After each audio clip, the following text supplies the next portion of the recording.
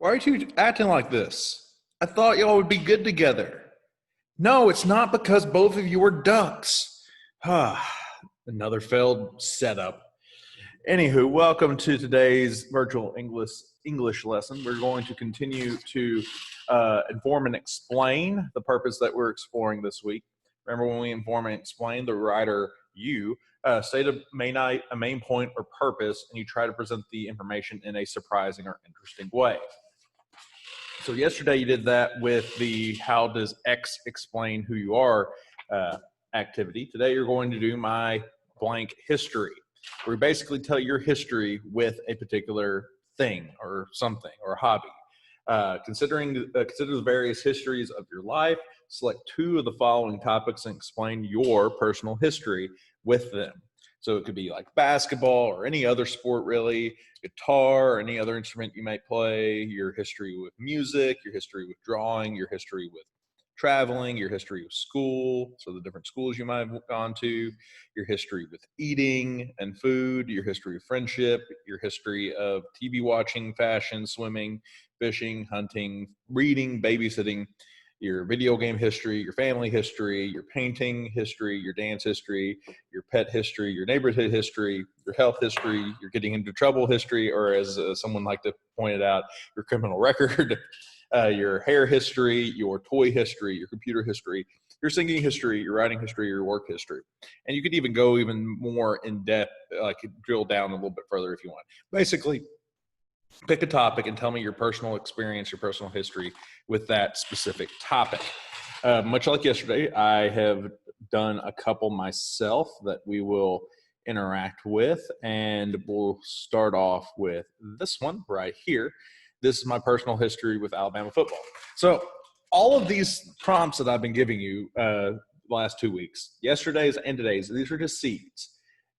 Any of these things that you write about can be developed into your 500-word informative essay that you'll work on tomorrow and will be due on Monday. And right here, I'm going to give you an example of here's what I just wrote off the top of my head for 10 minutes and how I need to go back and I would add things here and there and revise and edit things as need be in order to make sure I have the best possible thing that I'm trying to put forward. Out of the options, I'm not gonna lie, you might want to go with the how does X explain who you are one, but you'll probably go with one of these. My blank history probably has the most that you can work with, the most stuff that you can work with. So I'm gonna read both of mine that I wrote. I wrote 2 of them so far today. I'll probably write one more. I'll probably write my work history during 4th hour. And if you all want me, I will share with you my work history real fast at the end of this. So this is my personal history of Alabama football. When I was born, I was named after Alabama coaching legend Paul Bear Bryant. My father, having been raised in the state of Alabama, grew up with this man as the living God looming over him. Appropriately, he decided to name his firstborn son after this man. Naming his firstborn son after this man would be apropos. Since that day, I've been a fan of Alabama football. My baby pictures were taken sporting Alabama apparel. One of my first memories was of Antonio Langham snagging the game-winning interception in the inaugural SEC championship game. And this may be a shock to some people, but I actually grew up in the dark ages of Alabama football. From 1992 to 2009, Alabama won 0 national championships and only 1 SEC title. 1999, all hail Alexander the Great. Alabama went through 7 different coaches changes. Scandal rocked the Alabama program from playing players to a textbook scandal, to a coach being fired for inappropriate use of the program's slush fund at a strip club before he even coached a single down. The NCAA considered slapping Alabama with the death penalty. Despite all of that, I continued to unconditionally support the Tide. My father bemoaned when I talked about how winning an SEC title would be cool because we were Alabama. We play for national championships, not conference titles.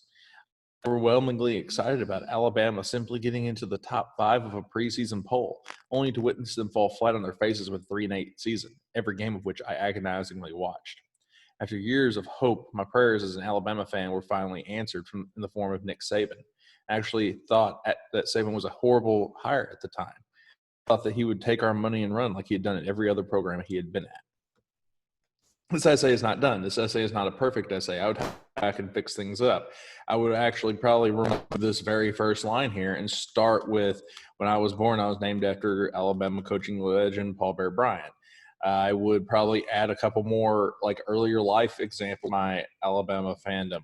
I would probably talk about the 1999 SEC championship with Sean Alexander a little bit more in depth. I would probably talk about like 2006 when they went 10-0 and then lost their last 3 games.